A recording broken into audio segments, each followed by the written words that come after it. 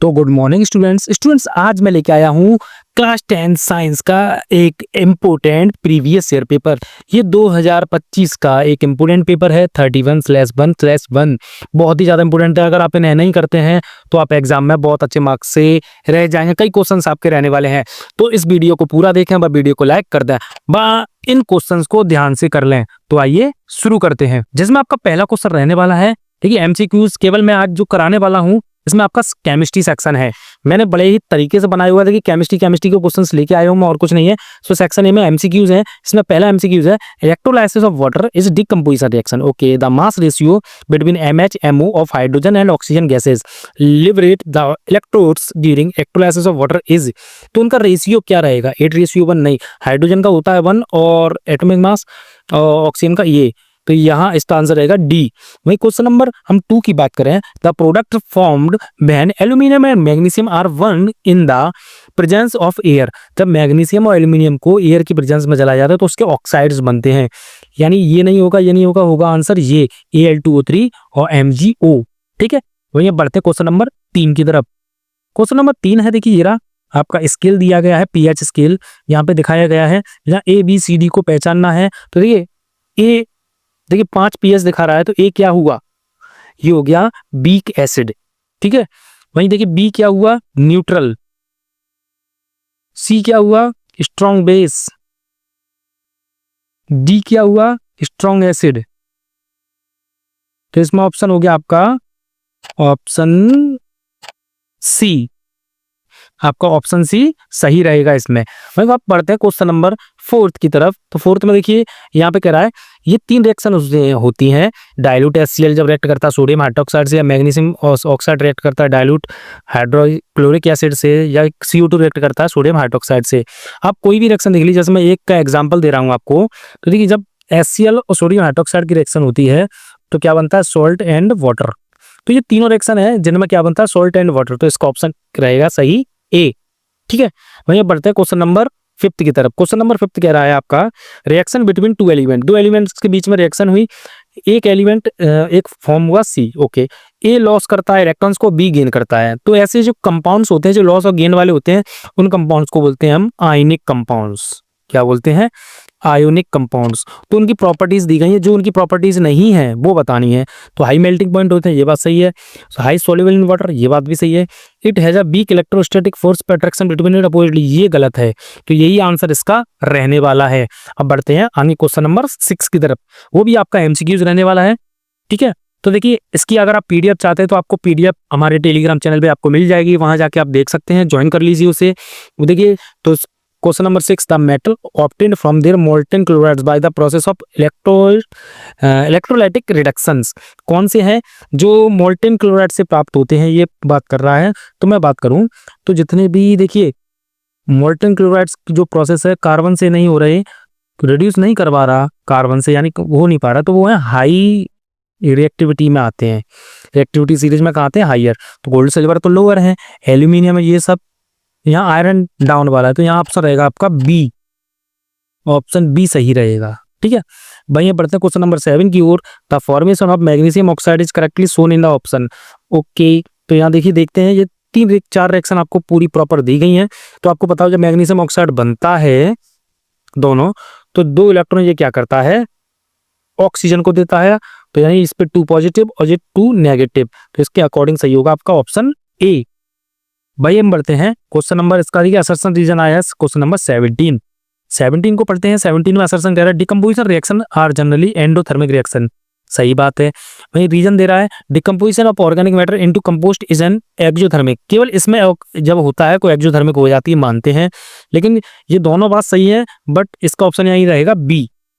ठीक, एक दूसरे को एक्सप्लेन नहीं कर रहा वो। ठीक है, ये आपको समझ में आ जाएगा। अब बढ़ते हैं आगे। अब देखिए आपका सेक्शन बी रहने वाला है, सेक्शन बी करेंगे हम इसमें। सेक्शन बी का देखिए आपका पहला क्वेश्चन दिया है, एक स्टूडेंट परफॉर्म करता है फॉलोइंग एक्सपेरिमेंट को लेबोरेटरी में, जहां डाइल्यूट सल्फ्यूरिक एसिड है और जिंक है।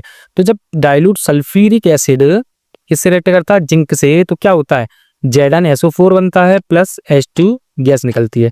दो ऑब्जर्वेशन बताने हैं तो इसमें आप कर सकते हैं ऑब्जर्वेशन कि हाइड्रोजन गैस निकलती है और क्या होता है, टेम्परेचर बढ़ जाता है, क्योंकि जब जब हाइड्रोजन गैस निकलेगी तो टेम्परेचर बढ़ेगा। तो दो ऑब्जर्वेशन हो गए, मैंने वैसे आंसर शो कर दिया, आप देख लीजिए। क्वेश्चन नंबर 27 की बात करें, displacement reaction also play a key role in the extracting metal in the middle of the activity series. Okay, justify the statement with 2 examples. दो एग्जांपल्स देने हैं। तो डिस्प्लेसमेंट रिएक्शन बहुत इंपॉर्टेंट रोल प्ले करती है, सही है। इसमें अगर मैं एक की बात करूं तो एक ऑप्शन मैं आपको दिखा रहा हूं, जब हम मैग्नीशियम ऑक्साइड्स को करते हैं तो वहां एल्यूमिनियम की जरूरत पड़ती है, ठीक है। तो यहाँ पे देखिए डिस्प्लेसमेंट ही हो रहा है और कुछ नहीं हो रहा, आप देखिए, और हीट रिलीज होती है। देखिए जो Mn था वो अकेला रह गया और ये कहाँ चला गया, इसके साथ, तो हो गया डिस्प्लेसमेंट। तो इसके देखिए मैंने आंसर आपको शो कर दिए हैं, आप देख लीजिए। क्वेश्चन नंबर बी है, why can metals high up in the reactivity series not be obtained by the reduction of their oxides by carbon.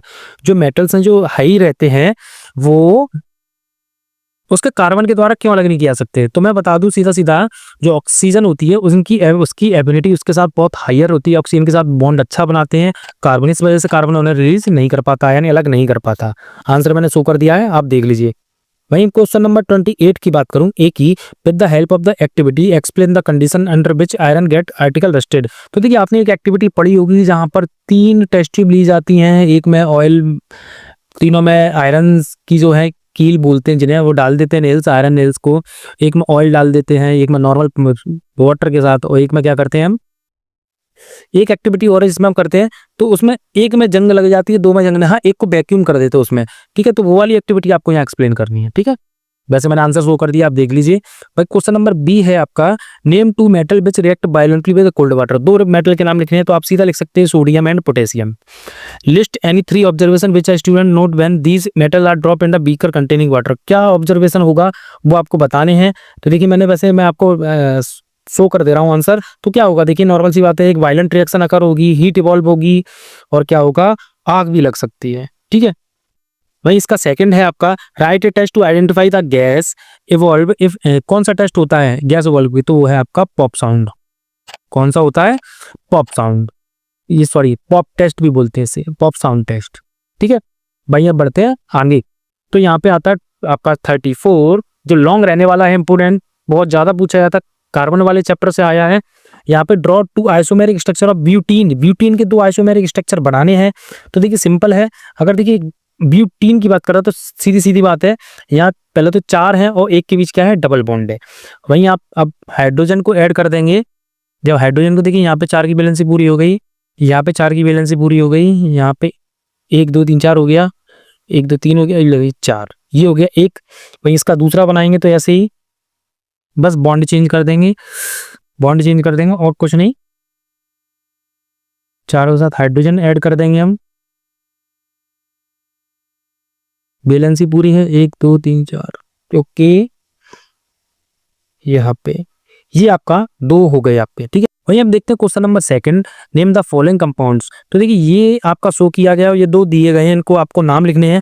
तो इनकी देखिए काउंटिंग करते हैं 1 2 3 3। तो 3 पे होता है प्रॉप, क्या होता है प्रॉप, और सिंगल बॉन्ड लगा हुआ है तो क्या होगा, प्रोपेन, और क्लोरीन लगा है पहले पे तो उसका हो जाएगा क्लोरोप्रोपेन, ठीक है। वही सेकंड नंबर को देखेंगे तो देखिए यहाँ पे कीटोन ग्रुप जुड़ा हुआ है, तो काउंटिंग इधर से करेंगे 1 2 3 4। तो यहाँ हो जाएगा 4 पे होता है ब्यूट। वहीं कौन से नंबर पे जुड़ा है, 2 पे, तो ब्यूट 2 अन, ये रहेगा, ठीक है।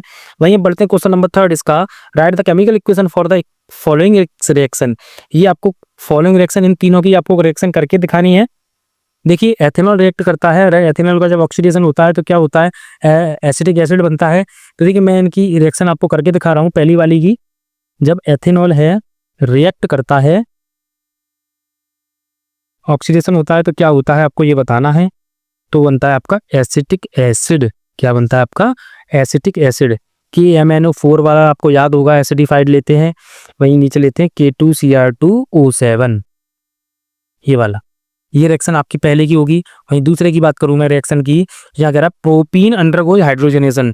प्रोपीन में हाइड्रोजनेशन करना है, यानी हाइड्रोजन से रिएक्शन करानी है आपको। तो ये जब वो रिएक्ट करता है इससे तो क्या बनाता है, CH3 CH2 CH3, याद रखना निकल और पैलेडियम वाला है। आपने इनके एथेनॉल के प्रॉपर्टीज पढ़ी होंगी, वही है ये, बहुत ज़्यादा इंपॉर्टेंट है इस साल के लिए भी आपके लिए। वहीं अब बढ़ते हैं आगे।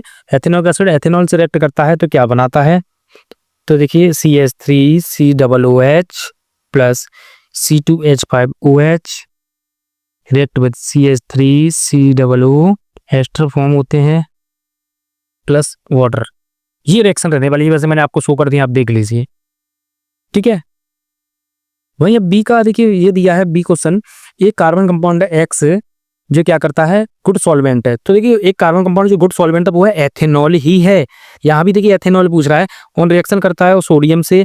जब आप एथेनॉल की किससे रिएक्शन कराएंगे, सोडियम से रिएक्शन कराएंगे, यानी C2H5OH की आपने रिएक्शन कराई किससे, सोडियम से, तो क्या बनेगा C2H5Na प्लस हाइड्रोजन गैस, ये होती है आपकी, ठीक है। ये रिएक्शन याद रखना आप। वहीं यहाँ पे पूछ रहा है identify x by and Z, तो एक्स ये रहा आपका, बाई ये रही और जेड ये रहा। ऑल्सो राइट द इक्वेशन, ये लिख दी। अब इसमें देखिए इसके सेकंड में और क्वेश्चंस आपके दिए गए हैं, ये अभी कंप्लीट नहीं हुआ, लास्ट है बस इसका, ये चल रहा है आपका। देखिए इसके सेकंड में आपके में दिए गए हैं, right chemical equation two show that what happen when ethanol. Ethanol को जब जलाया जाता है तो क्या होता है, और जब उसको हीट किया जाता है H2SO4 में तब क्या होता है, और रिएक्शन पोटेशियम डाइक्रोमेट में जब रिएक्शन करता है तो क्या होता है। वैसे देखिए सीधी, और जब वो इसकी प्रेजेंस में जलाया जाता है एथेनॉल को तो क्या होता है, कार्बन डाइऑक्साइड और हाइड्रोजन गैस फॉर्म होती है। जब एथेनॉल को H2SO4 की प्रेजेंस में क्या किया जाता है, हीट किया जाता है, तो क्या होता है, एथीन बनती है, ठीक है। वहीं अगर इसकी बात करेंगे पोटेशियम डाइक्रोमेट की, तो यहाँ एसिटिक एसिड बनता है। तीनों के रिएक्शन मैंने आपको शो करा दिया, आप देख लीजिए, ठीक है।